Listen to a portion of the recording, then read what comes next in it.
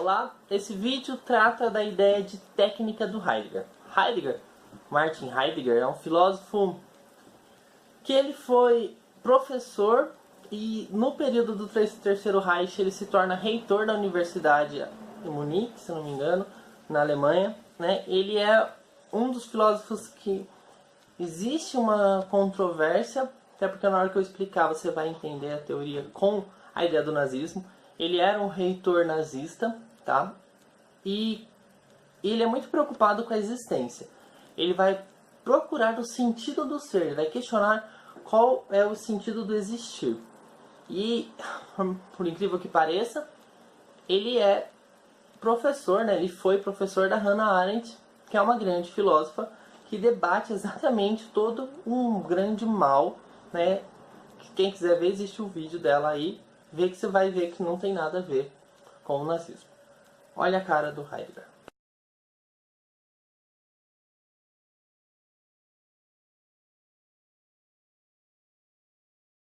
O Heidegger escreve um livro, A Questão da Técnica, em 1953, onde ele está debatendo exatamente essa questão da influência da tecnicista, né, sobre o indivíduo. A influência tecnicista como uma maquinação humana, é uma máquina de transformar, de construção humana. Ele vai falar exatamente do poder da tecnologia, do desenvolvimento, né, da questão evolucionista. Evolucionista não no sentido de evolução vida, mas evolucionista no crescimento humano, em cima do ente, em cima do indivíduo. Né? Ele vai falar que esse desenvolver, ele desconstrói de certa forma o ser e ele vai buscar o ser através de uma crítica a esse poder tecnicista. Olha o livro.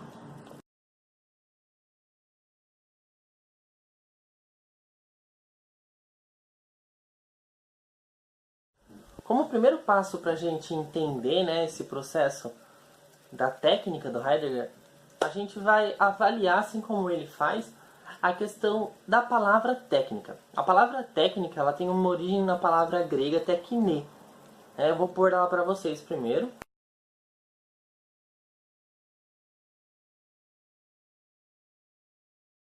Essa palavra no grego, ela significa realmente aquilo que é feito pelo homem, né? O que é construído pelo homem.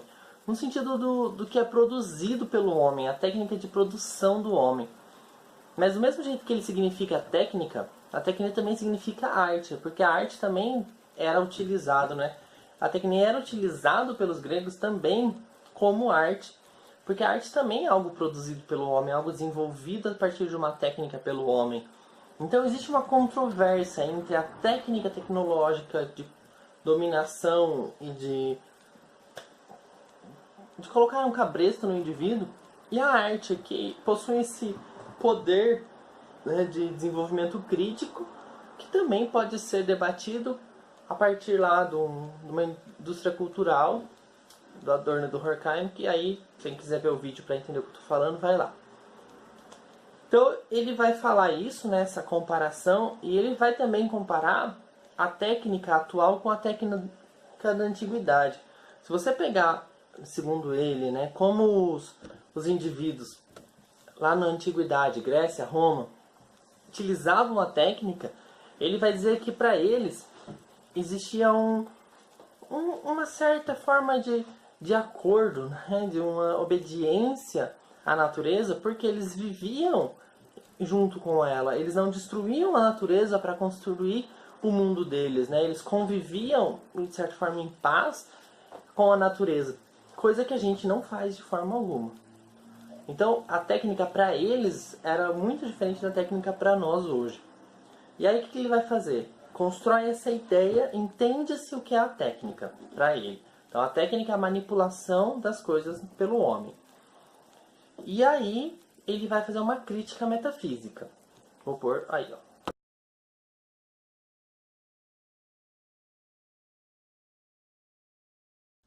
Qual é a crítica fundamental à metafísica? Ele vai falar que, na verdade, a metafísica ela é usada de forma errada, desde o Platão até o Nietzsche, né? O Nietzsche sendo o último filósofo ali, o grande filósofo moderno, e ele está ali na transição pós-moderno e contemporâneo, e o Platão. Por quê? Por que ele fala que todo esse processo histórico feito, filosófico, né? Feito pela filosofia, esse processo filosófico, histórico, é feito de forma errada? Por causa do seguinte: a palavra metafísica, você vê que ela é dividida em duas coisas. O física, né, é o mundo físico, né, para a gente entender o tocável, e a meta é entendida como além, como além da física, ou melhor, está além, né, está acima do mundo físico. E a metafísica ela é trabalhada e construída assim, em cima completamente dessa ideia de além do mundo físico de uma forma geral. E ele vai falar que na realidade essa palavra meta ela foi utilizada de uma forma muito errada, porque ela deveria significar depois. Então não é além do físico, é depois do físico. Então você pensa assim, quando você fala que a coisa está além do físico, você pensa em dois mundos, um mundo físico e um mundo metafísico. A coisa que está fora do físico e a coisa que está dentro do físico. Como o corpo e a alma. A alma está fora, o corpo existe, né, como físico, e os dois fazem parte de um único ser. Ele está falando que ao você entender que é depois é a passagem. Então primeiro passa pelo físico para depois se tornar metafísico. A filosofia platônica, por exemplo, a metafísica do Platão, ela é completamente oposta. Por quê? Você passa lá pelo mundo das ideias, que é completamente metafísico, para vir para a carne. Então, ela é anterior ao físico. E ele está falando que não, isso é o oposto. Ele vai questionar a metafísica, dizendo que na verdade a metafísica é ontológica. Essa é uma grande crítica. E que essa mistura, né, da relação que a metafísica vai criar entre a coisa e o indivíduo, né, você e o metafísico misturados, né, o ser não é somente ser, ele é o ser a partir das outras coisas que o constrói, gera um esquecimento doente. Né? Então, essa mistura entre o indivíduo particular e as características que você vai ter que adquirir para a construção desse indivíduo gera uma confusão entre quem é realmente o ente. Isso a gente vai chegar um pouco mais na frente na hora que eu for explicar a técnica. O importante é lembrar que para ele a metafísica é ontológica e ela está feita errada, certo? Depois da metafísica, antes dele chegar propriamente na técnica, ele vai fazer uma crítica à ciência. Vamos lá.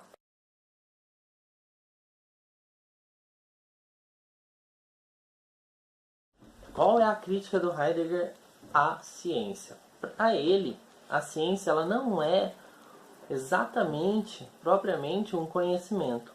Ela é um pseudo-saber. Por quê? Porque o saber, ele consiste da avaliação da coisa. Ele consiste em você entender o que é a coisa e não em você manipular aquilo para você construir uma teoria sobre. Vou tentar explicar de uma outra forma. Como se dá isso, né? Ele pensa assim, numa questão de regulação da natureza. Eu estou regulando a natureza. Eu estou manipulando, eu estou construindo um domínio da natureza para chegar no que eu quero. Eu não estou avaliando o que a natureza é, o que ela pode fazer. Eu estou, na verdade, construindo, a partir do que eu acho certo, uma ideia. Ou seja, eu manipulo, eu induzo o que eu quero para ser correto. É como assim, eu acredito em alienígenas, então eu vou pegar um telescópio, vou olhar para um planeta X e vou falar assim, tem vida nesse planeta porque eu vi um movimento natural.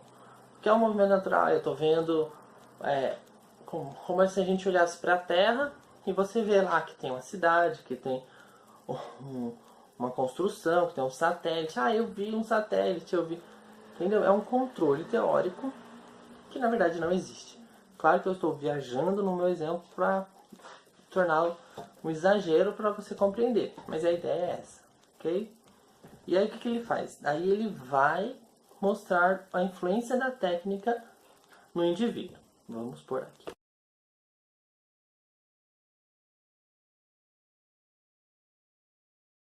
O que é a técnica do Heidegger? A técnica do Heidegger, tem como fundamental, tem como coisa principal, né, uma palavra em alemão, que é o Gestell, por a palavrinha.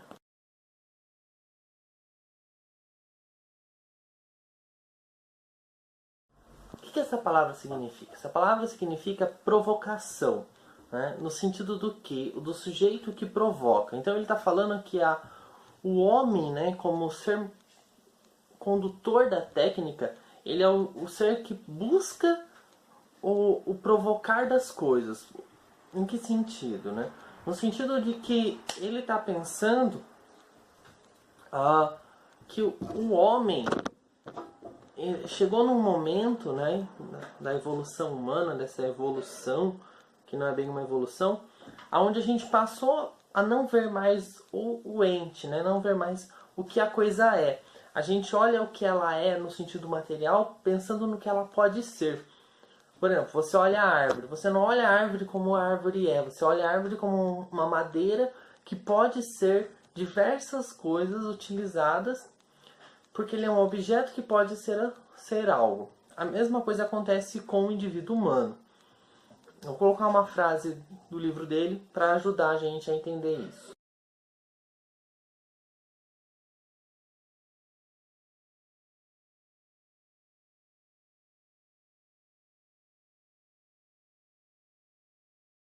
Vou ler então a frase, vamos lá. A tecnificação do mundo é a realização efetiva e ilusória da ideia de que o homem, a partir do desenvolvimento racional, pensa o ser das coisas a partir de si. Você entende então que ele está fazendo o quê, né? Nesse momento, ele está mostrando que nós olhamos nós e refletimos nós no mundo. Então a gente vai colocar essa ideia do que o outro é a partir de mim. E isso é muito importante no sentido da provocação, por quê? Porque é a partir do que eu necessito, a partir das minhas necessidades, é a partir das coisas que eu vou fazer e preciso delas. Então eu já não estou mais me preocupando com o ente, né, do outro, nem com o que significa, e sim com o que eu posso fazer com aquilo. E aí ele entra nessa ideia do controle, né? O indivíduo, ao pensar só em si, a pensar só no que a coisa pode ser para ele, igual, eu tenho um amigo. Por que eu tenho um amigo? Porque ele é bom para mim em tal coisa. Não importa quem ele é bom, o que ele vai fazer. Nesse sentido. Então está dentro do meu controle. E aí eu vou colocar uma outra frase que vai ajudar mais ainda nessa ideia. Leia aí.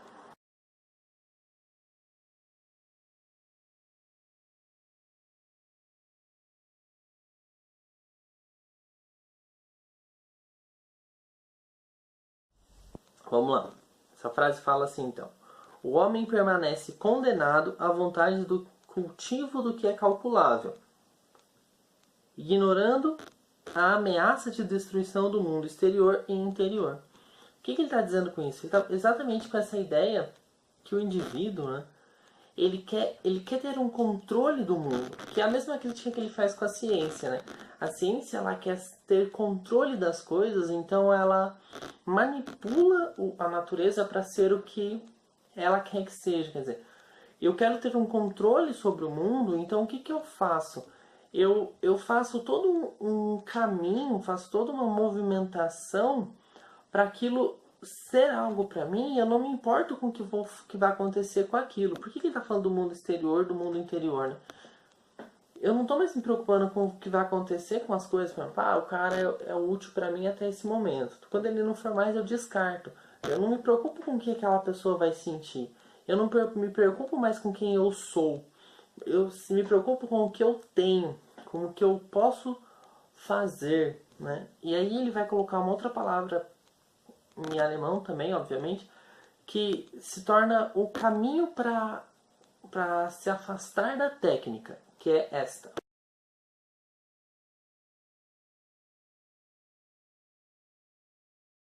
que o Gestik significa? Significa destino. Então ele usa essa palavra, o destino, né, exatamente para dizer isso, né, nessa ideia do que eu não tenho controle de nós mesmos. Ele está falando, por que lá em cima, né, ele falou ilusório? A palavra ilusório é muito importante. Por que essa ideia do ilusório? É ilusório porque eu acho que eu tenho controle, eu não controlo nada. As catástrofes que estão acontecendo recentemente prova isso. Eu não tenho controle sobre a natureza tem um controle sobre mim, porque na hora que ela quiser destruir tudo, ela vai. E ele fala que na realidade essa mania de controle humano é muito errada. Nós temos que parar de pensar nisso e deixar as coisas acontecerem. Volta naquela ideia do respeito à natureza que ele diz que os antigos tinham. Eu não posso querer manipular tudo. Eu não posso utilizar a técnica, né? A técnica é um erro. Eu tenho que deixar as coisas serem. E isso para ele também tem um lado muito importante que é a conscientização. Eu necessito de uma conscientização, eu preciso entender que eu estou sendo construído a partir da técnica do Gestel para poder abandonar tudo isso e partir do Gestik, deixar o Gestik acontecer. Ok? Essa é a ideia básica da questão da técnica do Heidegger. Espero que vocês tenham entendido. Até o próximo.